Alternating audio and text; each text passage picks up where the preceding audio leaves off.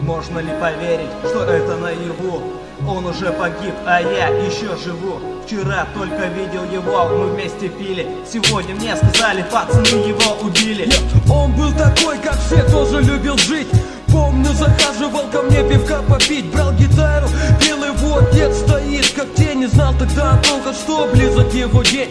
Тамбовский или Волгоградский, хуй поймешь, вспомни, что сделали с ним. Бросает в дрожь, последний раз видел его на том крыльце. Он предложил мне пиво с улыбкой на лице, я отказался. Нет, отстать, лучше покурить. Смогу ли я когда-нибудь день этот забыть? Я был последним из наших пацанов, кто его видел. Мне больно от мысли, что отказ его обидел. Но кто же знал, что случится, не бывает. В хрониках убийств без нас людей хватает. И никогда не знаешь, кого себе возьмет Бог. Никто тебе не скажет, сколько будет еще он то. История, рассказанная другом, брала за душу с тяжестью на сердце. Сидел его, я слушал, пацаны умирают не за что в этом мире. По пьяни начинают друг друга ненавидеть. Выпили, посидели, быть должно все заебись. Конечно нет, ты, пацан, попроще относись к этому. Пытаешься получить ответ на вопросы, а в уме лишь только бред, да. Мысли терзают твою голову. Ты в догадках, почему же все-таки пацан покинул этот мир. Загадка, которую ты вряд ли разгадаешь от судьбы.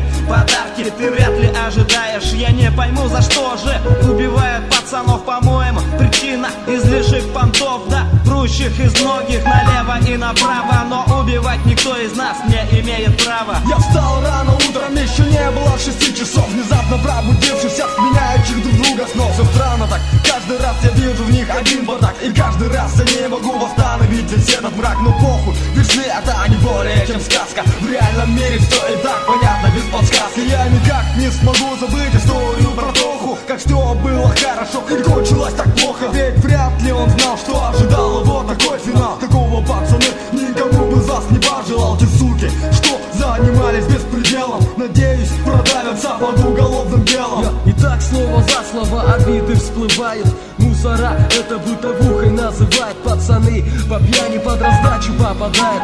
Чаще виноватых прокурор не закрывает. Они знают, что их отмажут, вот и выгребают. Таких пидорасов крысами называют. Другое дело, если попадаешь под бригаду, подставу, когда братки ловят на засаду. Такая же хуйня случилась, никто не знает. Каждый, кто знаком был с ним, голову ломает. Зачем пацана кидать с 9-го, невиноватого? Он был путем по жизни и не любил Горбатова. Антоха, за что тебя на небе скажешь нам, помнящим пацанам? По-любому все будем там, покойся с миром, брат.